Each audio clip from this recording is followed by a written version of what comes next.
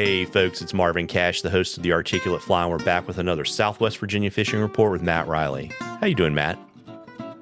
I'm doing well, Marvin. How are you? As always, just trying to stay out of trouble. And we were talking before we started recording, and it sounds like musky season's winding down and smallmouth season is revving up. Yep, that's for sure. We've had certainly the last 3-4 days have helped with that. You know, we've had some 70, 75 degree days, and water temps are sliding pretty quickly. You know, what I look for on the musky front usually is about that like consistent 50 to 52 degree water temp, for them to kind of at least get it in their little brains about spawning. You know, more than anything, it's from my perspective, it's a scheduling decision. You know, if I'm going to make the jump to smallmouth, it's kind of tough to ride muskie to the very bitter end and then hop on the smallmouth train, because typically what happens is the musky fishing starts to get a little more challenging as we get closer to spawn time, and the smallmouth fishing can be fantastic. So I tend to make the jump a little conservatively, a little earlier than maybe I need to, but it just helps everybody, I think. And you know, all of our other in the state of Virginia, other than the Shenandoah River, all of our river musky fisheries are being sustained by natural reproduction at this point. So, you know, if it's easy to leave them alone and let them do their things for a month or so, and you know, hopefully get some more fish out of it, then that's what we're gonna do. Yeah, there you go. And so obviously we're shifting to kind of a pre-spawn smallmouth. And I know we've talked about this before in previous years, but you know, what should anglers expect, and you know, what should their approach be? Yeah, you know, springtime's always a you know, 2 steps forward, 1 step back kind of progression. Water temps are definitely on the upward slide, but you know, we with these 75 degree days, I mean, certain places we could see like mid 50s temperatures this week. And then, you know, we'll get a little bit of a cold snap, and, you know, for the most part, our fish are going to wait until mid-April or so to spawn. We've got correct photo period, and usually, you know, pretty rock solid 60 degree temperatures. But it's, you know, the pre-spawn period's an interesting kind of seeding situation. You do have water temps that affect activity, but you also have um, kind of the hormonal, like instinct driven feeding that's, you know, telling them that they've got this big event coming. It's going to be a big calorie expenditure, and they need to, you know, females need to build up egg masses and energy reserves, and the males need to do the same thing, because when that male goes on a nest in mid-April, you know, he'll be there for a couple weeks to a month, not really eating a lot, just more or less defending his progeny. And so they both need some extra reserves. So there's a lot of heavy feeding going on ahead of the spawn, and that's, you know, why the fish tend to be fat. You tend to get the bigger fish more than a lot of smaller fish, because, you know, bigger fish have, you know, they need to eat more to build up more. And so the cooler temperatures and, you know, weather, and as we get into the kind of low to mid 50s, day-to-day weather doesn't necessarily affect them as much as it would, say, in the summertime, when they've got 3 or 4 months to sit around and eat and not think about what's coming.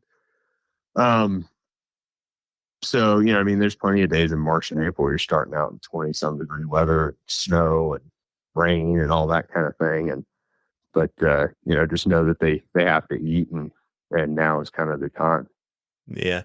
And I know you love streamers, but is it kind of a low and slow game? Or, you know, if you get those warmer days, you kind of fish the kind of the warmer, shallower water with a little sunlight on it, maybe with a streamer, just to kind of see if anybody's home.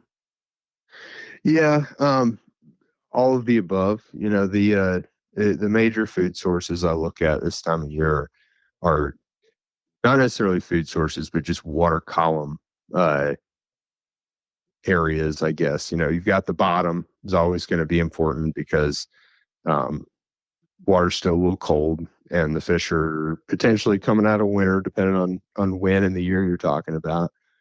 Um, so to that end, you know, big like crayfish, creaturey kind of lures and flies, and are always going to be important, and moving them pretty slow on the bottom. And then you know mid column stuff, and even all the way up to not that far under the surface. You know, some stuff that floats or suspends, depending on how deep the water is you're fishing.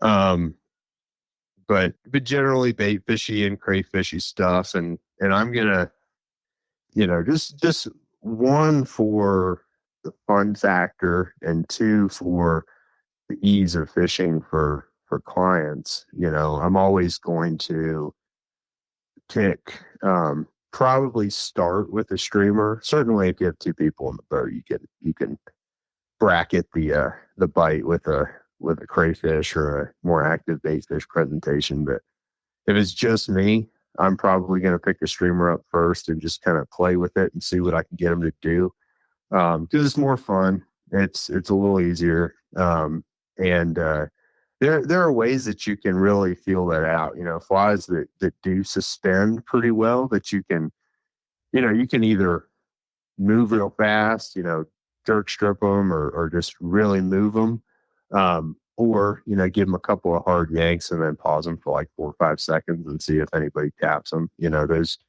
that kind of that kind of gradient will allow you to figure out where the bite's at. If you're getting fish to chase and crush flies, then obviously keep rolling with that. If they need a 5 second pause and there's a super light bite, you know, maybe see how long you can get away with that. Maybe see if it progresses as the day goes on, the water warms up, or maybe consider dropping it down a little bit and seeing if you're not getting more takes on the bottom. You know, so it's just kind of feeling them out, and day to day things can be different, and you know, just not. The other thing that's extremely important this time of year is understanding that you know if you're doing a 6 mile float and you don't catch a fish for 2 hours, you need to be real critical about the habitat you're fishing. Um, and if you run into a pot of fish and catch 3 or 4 of them in 5 minutes, take note of that too, and what habitat you're catching them out of, because they do move around quite a bit this time of year, and they will not be everywhere. So, um, kind of qualify your fly choices, and um, you know tactical change decisions with what's going on, what you're seeing. You know, because it's not always the fish. Sometimes you're just not on them.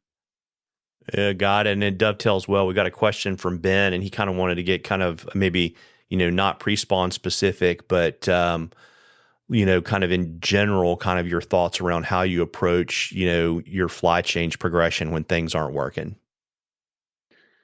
Yeah, that's a good question, and it's one that I feel like I see maybe handled incorrectly a lot of times. It when I'm building out a fly box, doesn't matter what it's for. But I mean, I would say maybe not trout. You know, trout fishing in the springtime, you've got hatches. You know, different color and size.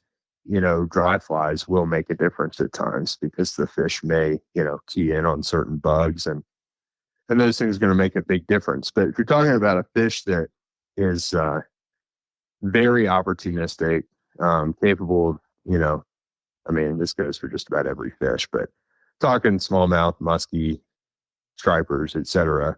Um, they'll eat anything from a crayfish to a 8-inch chub, to a bug on the surface. The When I'm building out a fly box, it has more to do with building um, tools for different situations. You know, like one thing I see in musky fishing a lot is this concept of a kick and turn, 90-degree profile show as a trigger, which is huge. But at the same time, you don't need like 6 different patterns and 5 different colors that all do that. You need one pretty much, because you also need something that's going to swim or something that's going to get a little deeper. It's not quite as buoyant. Um, Something you can pause for a long time and let it suspend, and I think about that when I'm building smallmouth boxes too. You don't necessarily need like 7 different swim flies that all do the same thing. They're just going to take up time at the vise, stocking your box with. So when things aren't working, it pays to have a bunch of different patterns that do different things. So crayfish that fish the bottom really well, that sink and get down there. Maybe a more lightly weighted crayfish for summertime conditions, or just when you want to be able to just kind of dead drift something for a long period of time and not have it rock to the bottom. Um, Streamer flies, mid column flies that are going to suspend, or ones that are going to jig, and then top water flies that are going to do different things, sliders and poppers and bugs, and then when things aren't working, again, I guess not necessarily just talking about pre-spawn, but anytime, you don't want to go from one swim fly to another swim fly to another swim fly. You need to make a drastic, significant change in your presentation and then take data from the feedback you get from that.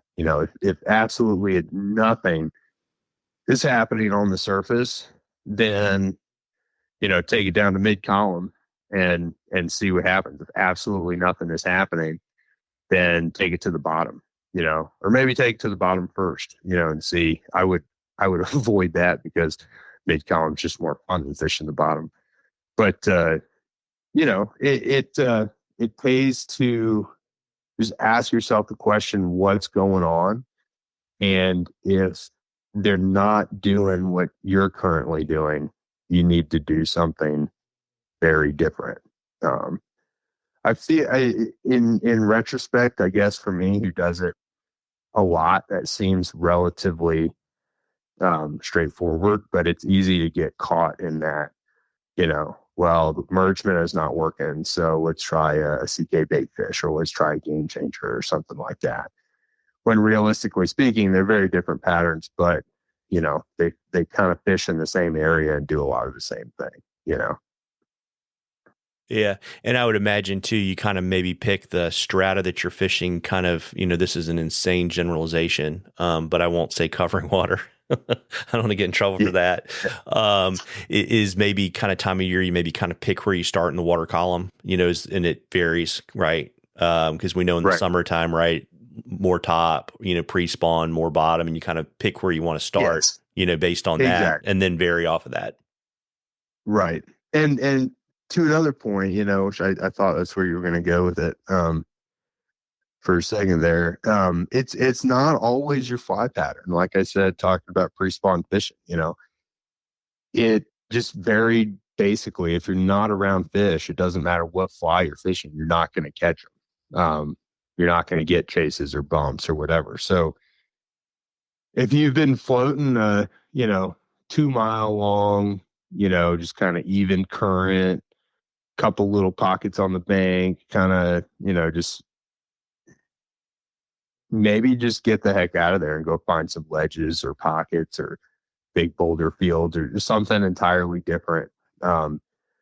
Take the same fly, same presentation that you weren't getting bit on, and try it in there. See what happens. It's all about just gathering data, changing the input and seeing what the output is, and trying to learn from that. It's I think in the pre-spawn space, there's a lot of this, like, you just go out and throw a 6-inch baitfish fly and crush 5-pounders all day. And it's a lot more, there's a lot more process and thought and understanding of the environment and the fish that goes into it this time of year. Got it. And, folks, we love questions at the Articulate Fly. You can email them to me or DM us on social media, whatever's easiest for you. And if we use your question, I will send you some Articulate Fly swag, and we're in a drawing for some cool stuff from Matt at the end of the season. And Matt, before I let you go, you want to let folks know where they can find you and fish with you this summer, spring, and into the fall. And I imagine you're probably even booking musky for next year. Yeah. Yeah. So spring, summer, early fall, I might have like 5 or 6 days left on the smallmouth program, but things are always changing. Schedules are always changing, days free up here and there. So never be scared to ask about that. I have probably booked 6 or 7 musky days for next, not next year, next season, starting about mid to late October. So it's not too early for that either, particularly if you want specific windows, because they do go pretty quickly. And yeah, trout stuff pretty much always available. Got a couple of guys that can handle that. And that's one of the, I end up doing a lot of smallmouth stuff March, April. But it's definitely prime time in the mountains over here. I actually haven't spent a whole lot of time doing that myself the last few years because I've been so busy with smallmouth. But we've got some great dry fly fishing and some streamer fishing opportunities even on the mountain streams. But that's always an option. So if you're interested in that, give me a shout too. And all my contact stuff's on the internet on my website, MattReillyFlyFishing.com, and just reach out however you feel best. Yeah, well, there you go. Well, listen, folks, it's warming up, so, and on the East Coast, I think we're kind of through fly fishing show season. So, if the weather's nice, get out there and catch a few. Otherwise, spend some time at the Vice and get ready. Tight lines, everybody. Tight lines, Matt. Hey, thanks, Marvin.